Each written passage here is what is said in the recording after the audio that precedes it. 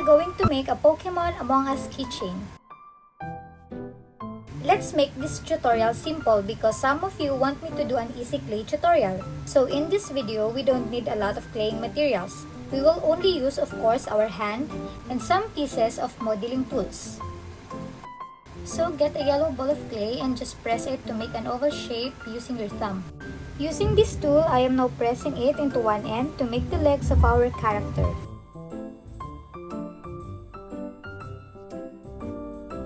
And now let's make the ears. Don't forget to use white glue to secure the parts. I received a request from April Portas, so later in this video, I will show you how I make the backing paper using Photoshop. If you have also a request or a question, you can send us a DM or you can leave a comment on the comment section below. I already received some requests before, and don't worry, it's still on my to-do list.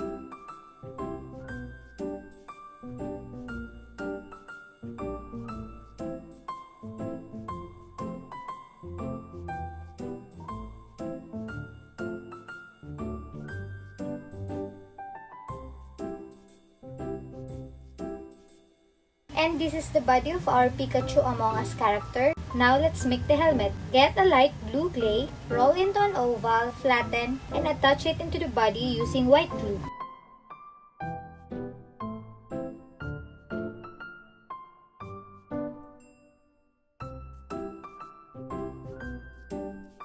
I am rolling a black clay for the border of the helmet.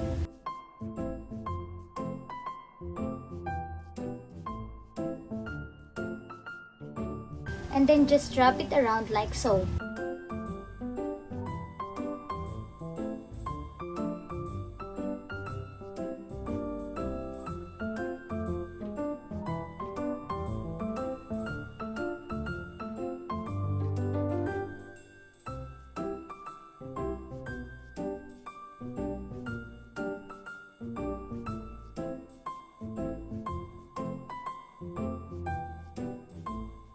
For the light reflection detail, get a white clay and attach it on the top of the light blue clay.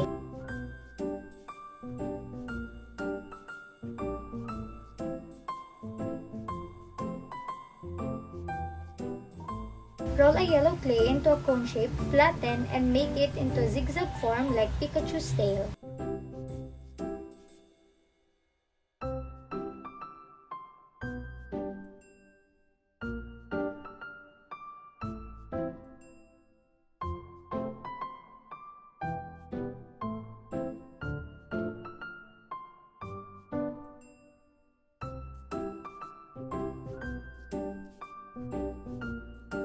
I'm adding details to Pikachu's ears and tail using black acrylic paint.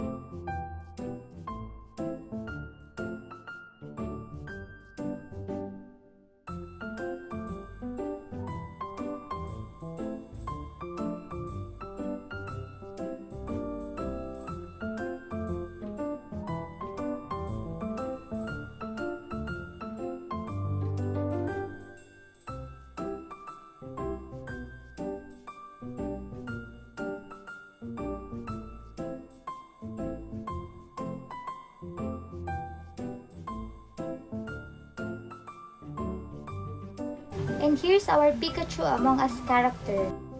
And now let's make some other Pokemon characters. And let's just repeat the process.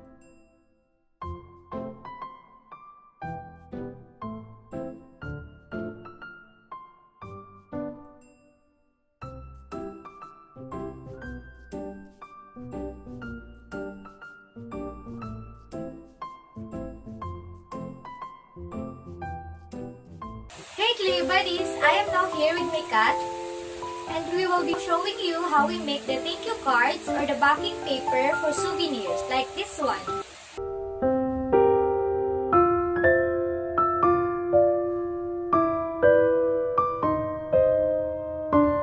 First, I get the size of the plastic packaging I will be using, then reduce the size a bit so we can insert the backing paper easily to the packaging. So the software we will be using is Photoshop. Once you open the software, press Ctrl N, then this will pop up. This is where you'll enter your desired size of your backing paper.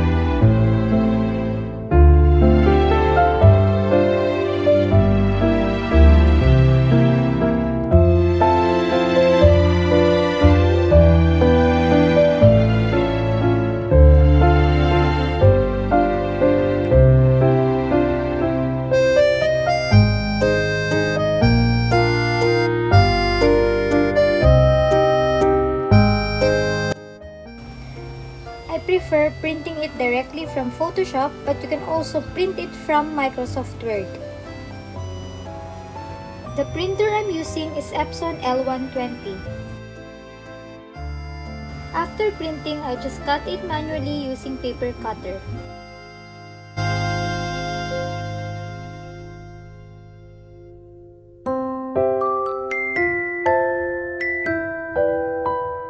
Let's now assemble our keychain. I'm using a tiny screw eye-pin. Of course, I let this dry first. Again, I prefer to let my clay project dry for 24 hours just to make sure that this is fully cured.